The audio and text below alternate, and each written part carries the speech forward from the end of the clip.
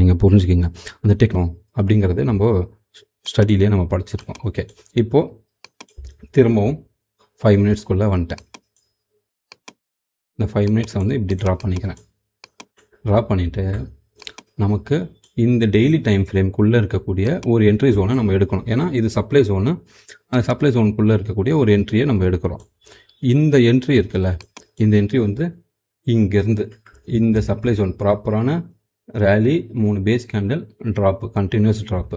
இந்த continuous drop எவ்வளோ தூரம் போயிருக்கு பாருங்கள், இவ்வளோ தூரம் போயிருக்கு. இவ்வளோ தூரம் போனதோட பவர் பொட்டென்ஷியல் வந்து கொஞ்சமாச்சு இதில் இருக்கும். ஓகேங்களா? ஸோ எடுப்புலேயே வந்து மார்க்கெட் உடச்சிடாது. ஏன்னா இவன் தான் இந்த செல்லிங் ப்ரெஷருக்கு காரணமாக இருந்தது. யார்? இந்த ஜோன் தான். அதனால் மார்க்கெட் இங்கே போனதும் என்ன தான் பவர்ஃபுல்லாக கேப்பை போனாலுமே மார்க்கெட் சடனாக கீழே இறங்கி கீழே வந்துட்டுருக்கான். அவன் வர்றதுக்கு ஒரு ரீசன் வேணும். என்ன ரீசனு? எஸ்டர்டே வந்து இவன் கேப் வச்சுட்டு போயிருக்கான். அந்த கேப்பை ஃபில் பண்ணணும். அந்த கேப்பை நீங்கள் இப்படி போட்டு பாருங்கள்.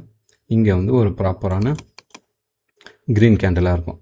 அந்த க்ரீன் கேண்டலோட பாடிக்கு கீழே வந்து அவனோட ஓப்பனிங் இருக்குது. மார்க்கெட் வந்து அந்த கீழேயுமே வந்து டெஸ்ட் பண்ணிடுச்சு. ஸோ இந்த மாதிரி தான் மார்க்கெட்டில் வந்து லிக்விடிட்டி எங்கே இருக்கோ அதை தேடி தான் மார்க்கெட் ஓடும். ஓகேங்களா? ஒரு மேக்னெட் மாதிரி. ஓகேவா? எங்கே லிக்விடிட்டி இருக்கோ அந்த இடத்துல மார்க்கெட் போகும்.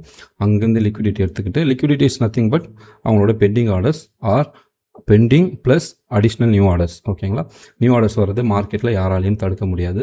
ஸோ அதனால தான் மார்க்கெட் இன்னைக்கு கேப் அப் மாதிரி காட்டினாலுமே ப்ராப்பரான இந்த சப்ளை ஜோனில் போயிட்டு அங்கேருந்து ட்ராப், கண்டினியூஸ் ட்ராப்.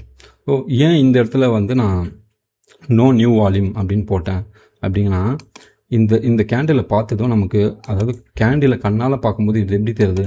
80% பாடி இருக்குப்பா. இருங்க, இதெல்லாம் டிலைட் பண்ணு. 80% பாடி இருக்குப்பா. விச் மீன்ஸ் பை டிஃபால்ட்டாக இதோட பேர் என்னது? Exciting candle. பட் இந்த எக்ஸைட்டிங் கேண்டில், இந்த கேண்டில் வந்து எக்ஸைட் ஆகிற அளவுக்கு, எக்ஸைட் மீன்ஸ் இந்த ஜோன் இருக்குல்ல, இந்த ஜோனை விட பவர்ஃபுல்லாக இங்கே க்ளோஸ் ஆகிருக்கா?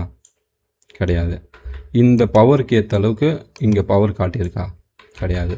ஸோ இந்த ரேஞ்சுக்குள்ளே இருக்கும்போது, இந்த ரேஞ்சுக்குள்ளே பார்க்கும்போது இது என்னது?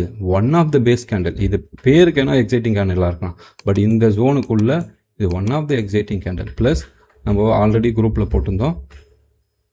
இங்கே என்னது? இங்கே வந்து நமக்கு எஸ்டர்டே